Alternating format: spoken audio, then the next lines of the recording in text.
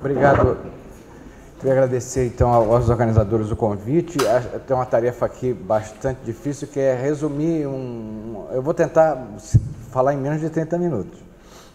Resumir um conjunto de pesquisas, resultados de pesquisas sobre saúde, clima e mudanças climáticas no Brasil, que vêm sendo desenvolvidas no âmbito do INCT, mas algumas que eu não participei diretamente, porque eu acho que isso é um ganho que a gente construiu dentro da Subrede Saúde, uma grande rede de pesquisadores envolvidos até órgãos de governo e que a gente vem descentralizando, incentivando algumas pesquisas, até algumas incentivadas por verba, outras por dados que a gente vem reunindo e organizando.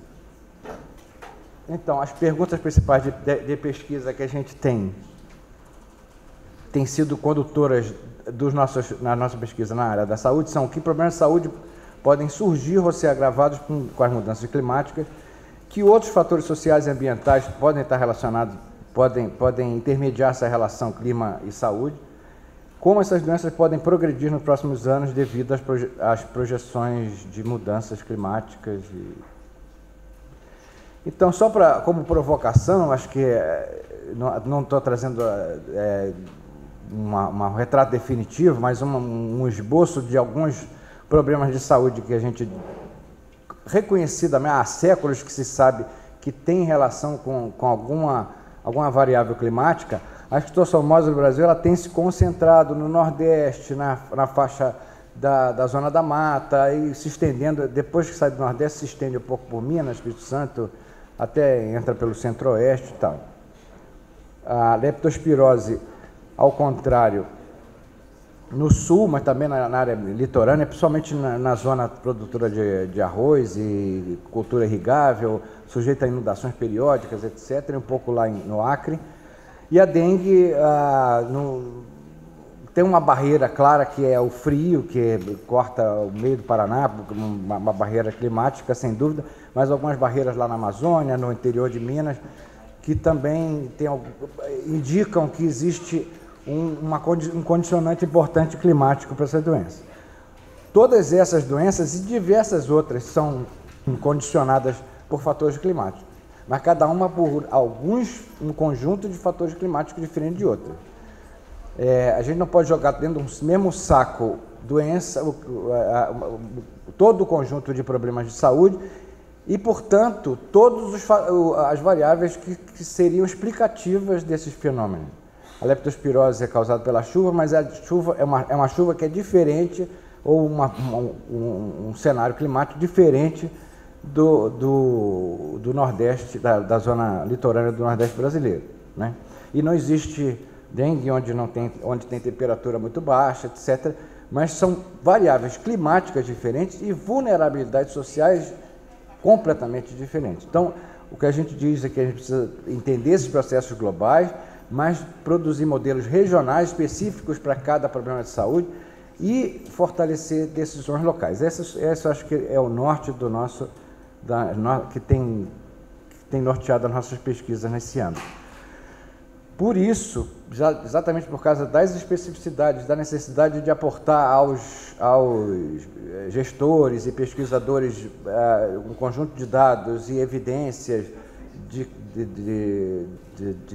dessas mudanças, nós temos essa ideia da construção de um Observatório Nacional de Clima e Saúde, que não só reúne dados, como está aqui primeiro quadro aqui, não só reúne dados que são ambientais, são de saúde, são climatológicos e socioeconômicos, mas também reúne experiências e teorias que existem nessa área para construir modelos de previsão, com 3 principais saídas ou produtos: alertas para gestores. Os gestores não precisam, em geral, não têm o domínio sobre esses processos de saúde e clima, não tem esse conhecimento. Especialistas precisam de dados e ferramentas, que é uma outra demanda importante que a gente tem na área, e o cidadão precisa de informação permanente sobre o que está acontecendo no mundo.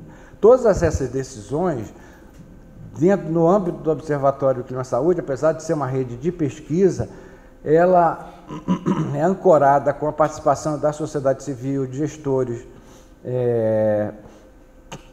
claro, de órgãos de instituições de pesquisa, mas também de governo, sociedade civil. Fizemos já diversas oficinas que a gente discute os passos principais do observatório, uma sobre tecnologia de informação e comunicação nessa área, uma outra sobre as queimadas e doenças respiratórias na Amazônia, outra sobre o Rio e a Amazônia, a relação da regime de águas na Amazônia e algumas doenças relacionadas à água, doença transmitida por vetores, entre as quais se incluem dengue, claro, febre amarela, leishmaniose, malária, e os eventos climáticos extremos produzindo desastres e impactos sobre a saúde. Cada uma dessas pesquisas, malária, uso do solo também e clima na Amazônia foi uma das ênfases da gente. Eu vou tentar mostrar alguns resultados dessas grandes áreas que a gente vem cobrindo. Uma dos produtos iniciais e muito importante para a gente também foi uma espécie de lista de doenças sensíveis ao clima, quer dizer, algumas doenças que poderiam ser agravadas ou surgir ao longo dos próximos anos ou décadas com as mudanças climáticas. Uma delas, desse conjunto de doenças é o impacto direto, causas externas, de ondas de calor, inundações secas. Esse é o impacto direto do que a gente chama de eventos climáticos. Mas também outros processos que são bastante diretos, que é a expansão de áreas de transmissão de doenças transmitidas por vetores, o aumento do risco de doenças de veiculação hídrica devido à crise de água, de abastecimento, secas, etc., e a potencialização do efeito da poluição atmosférica sobre a saúde, com uma interação baixa de umidade, coisa que se vê em São Paulo, Brasília, a diminuição de umidade, junto com poluição atmosférica, junto com inversão térmica e diminuição de temperatura e tal, essa conjunção de fatores. Bom, no Brasil a gente tem várias páginas e sites, instituições que produzem dados e tal, mas um pesquisador, uma pessoa dessa área, e principalmente o cidadão, teria uma dificuldade enorme de conseguir responder perguntas indo de site em site, organizando seus dados dentro de uma planilha dele, usando os instrumentos dele, para fazer algum tipo de análise relacionada a essas 4 coisas: socioeconomia, clima, ambiente e saúde. Existem dados fantásticos distribuídos no Brasil, mas cada um com uma lógica diferente, produzido com instituição diferente. O que a gente propõe, então, nesse observatório é uma mediação entre o usuário e a instituição produtora de dados, quer dizer, na verdade, o servidor de dados, e que esse dado seja buscado a partir de uma encomenda que é produzida pelo usuário, com combinações de perguntas, por exemplo, qual é a incidência de malária e a intensidade de chuva, precipitação e desmatamento numa determinada área. O observatório tem uma página, eu vou correr aqui, e disponibiliza diversos dados aí, alguns por pontos, porque são eventos extremos, outros são, não sei se eu tenho aqui para mostrar, outros são esse tipo de mapa, que são de áreas, grandes áreas com seus indicadores, esse conjunto de indicadores. Bom, eu vou passar a mostrar alguns resultados de pesquisa porque servem para a gente pensar em interfaces com outras áreas, desastre, biodiversidade, recursos hídricos, segurança alimentar, diversas outras áreas que eu acho que a gente tem modelos, claro, modelos climáticos que a gente tem alguma possibilidade de troca aí importante. Um é o óbvio efeito das ondas de calor. Elas têm uma projeção de aumento na verdade não é a temperatura média, é o número de dias com temperatura maior do que, e isso é uma tendência de aumento, principalmente nas grandes cidades, mas existe um cenário que toma grande parte do centro-oeste e norte do Brasil com o aumento desses momentos de ondas de calor. Outra coisa importante é que essa onda de calor provavelmente não vai ter um efeito uniforme no Brasil todo. Algumas cidades, algumas regiões que já têm temperatura mais alta, talvez tenham uma capacidade de adaptação maior, e outras cidades onde essa temperatura média vem aumentando, e principalmente, o que parece ser o caso aqui de São Paulo, principalmente as noites vêm sendo mais quentes, quer dizer, não há um alívio de estresse térmico durante a noite. O acúmulo desses efeitos sobre o organismo tem produzido, isso já é comprovado, aumento de mortalidade por diversas causas, principalmente numa cidade como São Paulo.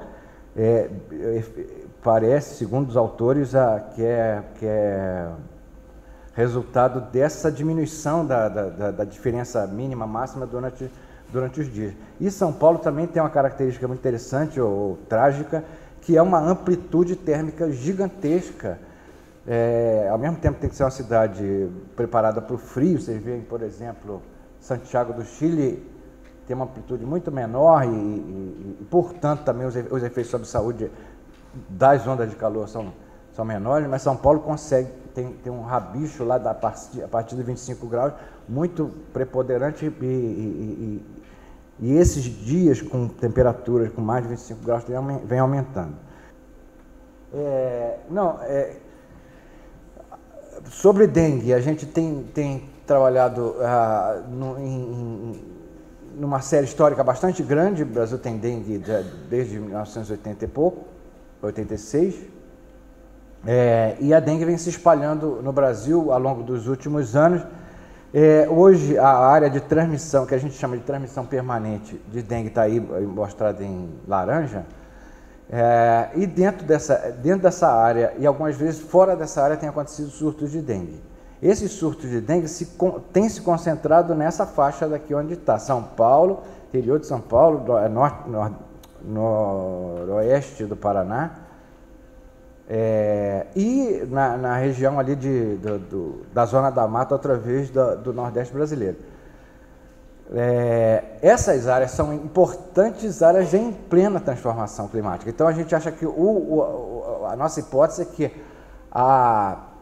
os surtos de dengue, muitas vezes são precursores da expansão dessas áreas de transmissão. O que está acontecendo já no Paraná, até no Rio Grande do Sul, uma parte de São Paulo, e a dengue, incrivelmente, tomando uma parte do sertão nordestino, já saindo dessa zona da mata, exatamente nessa franja entre áreas do semiárido e áreas com maior pluviosidade. Por causa desses modelos, nós temos nos metido em algumas confusões internacionais, o que é saudável para uma rede que produz dados e produz evidências, né, sobre as mudanças climáticas e os riscos. Houve uma polêmica em 2014 sobre o risco de dengue durante a Copa do Mundo de 2014. Agora houve outra polêmica sobre o risco de zika durante as Olimpíadas do Rio de Janeiro de 2016, e esse debate tanto ocorre dentro do âmbito midiático, quanto dentro da academia também. A quantidade de artigos que são rapidamente produzidos e que viram tema da mídia internacional é incrível, né? Vocês acompanharam agora a polêmica Zika e Olimpíadas, né? Eu gostaria que teve até pesquisadores brasileiros de um lado e de outro achando que ia ter realmente Zika durante a Olimpíada, e isso contaminou um pouco do ambiente dos atletas e tal, repercutiu mesmo entre os atletas. Eu gostaria até que os pesquisadores que falavam que ia ter Zika na Olimpíada, hoje em dia se retratassem ou se viesse a público também fazer o mesmo escândalo que fizeram durante abril, março, perturbaram a paciência da gente e fizeram a gente refazer todos os modelos e tal, para entrar nesse debate que, afinal de contas, mostrou que não existia risco de Zika, principalmente para os estrangeiros no Rio de Janeiro naquela época. A outra interface que eu acho importante da gente pensar é sobre os eventos extremos e enchentes. A gente estudou especificamente o efeito sobre a saúde das enchentes em Santa Catarina 2008, com dados de diversas agências da Defesa Civil, notícias em jornais, no Sistema de Informação em Saúde, mas eu acho que hoje em dia a gente pode agregar diversos dados do CEMADEM, que podem ser bastante úteis. E o que a gente viu é que existem realmente efeitos imediatos terríveis, né, desses grandes eventos extremos. Um deles, obviamente, é a leptospirose, famosa por ocorrer em áreas inundadas, durante muito tempo de inundação, e houve realmente um surto de leptospirose durante alguns meses depois da enchente em Santa Catarina. Mas a gente viu um prolongamento das doenças infecciosas para além desse período. As doenças infecciosas demoraram muito tempo, quase 6 meses, para retornar ao seu patamar. O que quer dizer que, para a gente da área da saúde, alguns processos são óbvios, leptospirose e acidentes, e as mortes por afogamento, infelizmente, soterramento, mas também as doenças infecciosas demoram muito para se recuperar, inclusive por causa da forma que as pessoas são abrigadas provisoriamente e tal. Aquilo é um caldo de cultura de doenças infecciosas. Infelizmente, as pessoas não estão se dando conta disso. Semana que vem, infelizmente, vai ter um seminário no Ministério da Saúde sobre como se preparar mais a longo prazo sobre desastres. Eu acho que a gente pode influir nisso. E, surpreendentemente, aumentou logo depois, durante a enchente e logo depois da enchente, a incidência de AVCs, de derrames, entre a população afetada. Esses são só os municípios mais afetados pela enchente de 2008, o que é assustador. Quer dizer, provavelmente o sistema de saúde que estava preparado para cuidar dos hipertensos no seu funcionamento normal, colapsou e os hipertensos tiveram AVC. Outra coisa que é importantíssima são os estresses traumáticos, que levam as pessoas a momentos de tensão muito graves, muito intensos, que podem também levar ao AVC. Depois que a gente fez essa descoberta, sei lá como é que pode chamar disso, mas esse achado, apareceu também um surto de AVC em Fukushima, Japão, que era uma coisa inédita, mas que agora está começando a se falar nisso, sobre o estresse durante situações de desastre, e que duram também meses. A própria saúde e muito menos a Defesa Civil estão preparados para esse tipo de lidar com esse tipo de situação inesperada, né? Ainda do ponto de vista do extremo, acho que a gente tem muito que discutir sobre isso. Manaus, a gente trabalhou o regime de água em Manaus e a flutuação climática e como é que isso interfere no regime hidrológico nos últimos anos. Manaus tem uma série histórica enorme do nível do Rio Negro, e o que se observa nos últimos anos um aumento dos níveis máximos do Rio Negro, produziu em 2009 e 2012 recordes de enchente no Rio, quanto uma diminuição do nível mínimo. Agora nós estamos vivendo na Amazônia Ocidental essa chamada seca da Amazônia, por mais estranho que isso aconteça. Depois eu vou conversar com o Marenco sobre isso, ver se a gente trocam os dados aí. E qual o resultado disso sobre a saúde? A cidade, de alguma maneira, se adaptou para uma determinada variabilidade do nível do rio, e essa faixa de variação tem se alterado nos últimos anos. A gente vê, por exemplo, para a leptospirose, que não adianta eu apontar para lá. Da leptospirose é um aumento abrupto e muito significativo da incidência da doença a partir dos 29 metros de cota do nível do rio. E um pouquinho também, forma de U, né? Quando a cota é muito baixa, a gente tem a partir dos 20 metros, mais ou menos, tem um aumento da incidência também de leptospirose, transmitida por ratos, geralmente em áreas com péssimas condições de saneamento, alagáveis, etc. Uma coisa importante que a gente tem que lembrar é que esse gráfico também tem um significado físico. 29 metros é, em geral, a cota que um morador de Palafita constrói a sua casa. Portanto, 29 metros é quando a água começa a entrar dentro de casa. E, portanto, as pessoas saem de casa e, portanto, as cobras entram dentro de casa, as aranhas, os ratos, a água, o sistema de saneamento entra em colapso, o centro de Manaus começa a acumular dejeto, porque simplesmente o esgoto não escoa. E os 18 metros, que é essa faixa pico inferior, é onde o nível está tão baixo dos igarapés do rio, que impede também escoamento, renovação das águas, etc. Esses dois níveis extremos têm causado vários problemas lá na cidade e têm aumentado a variabilidade. Ainda Manaus, é importante a gente reforçar que a gente fala em Manaus como um todo, mas tem em geral, o centro de Manaus, classe média, mais alta, a área mais alta da cidade, tem sido poupada desses eventos extremos, mas os eventos extremos tanto causam malária lá na interface com a floresta, na área mais ao norte da cidade, aonde tem se concentrado grandes invasões, aonde tem havendo desmatamento, e essa combinação de desmatamento, invasão, condições precárias de habitação, é foco, com certeza, de malária. Mas, do outro lado, filariose, leptospirose no sul de Manaus. Então, quando a gente fala de vulnerabilidade, na verdade, nós estamos falando de diversos tipos de vulnerabilidades que tem a ver com a capacidade de adaptação das pessoas. As pessoas que estão invadindo a área norte da cidade e desmatando são diferentes, têm diferentes origens, conhecimentos, práticas, cultura, daquelas pessoas que estão na palafita há décadas.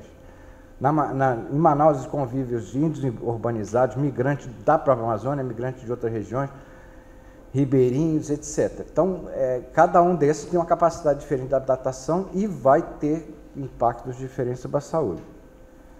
Voltando ao observatório, a gente construiu então um sítio sentinela, que a gente chama para monitoramento de doenças do nível do rio, de chuvas na cidade, com notícias de jornal, um pouco para acalorar o debate sobre o que está acontecendo com a cidade e, ao mesmo tempo, dar algumas informações que vão servir para decisões na cidade. Eu vou cortar essa parte de Zika, que estamos bastante atrasados, mas uma das debates quentes nessa área é a questão da Zika e das mudanças climáticas, do clima, etc. Provavelmente, a gente achava que a Zika ia